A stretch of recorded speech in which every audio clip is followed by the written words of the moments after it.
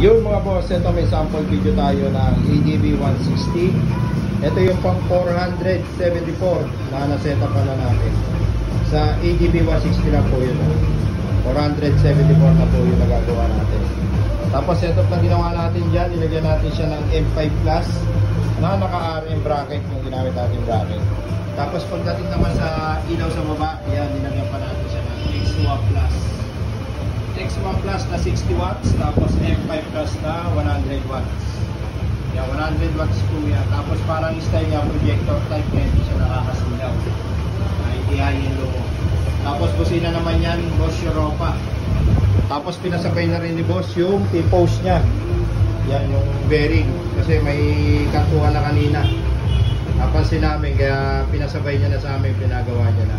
Tapos ito naman yung switch na M5 yan, M5. Yan. M5 Plus, low niya white.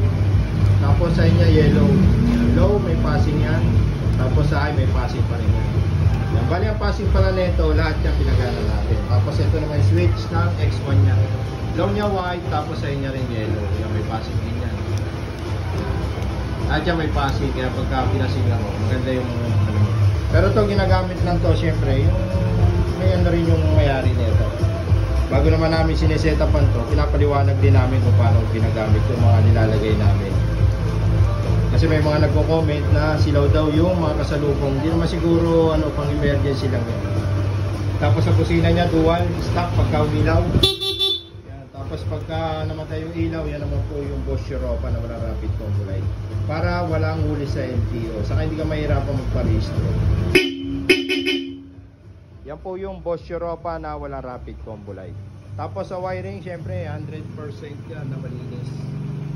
Kahit naka-setup na yan, makikita nyo malinis. Parang stock pa rin. Yan, ito si Boss, galing pa to ng Tansa, Cavite. Yan, dumayo pa dito. Yan, sa mga gusto rin magpagawa o magpa-setup, yan, punta lang kayo dito sa Red Line Motor Shop.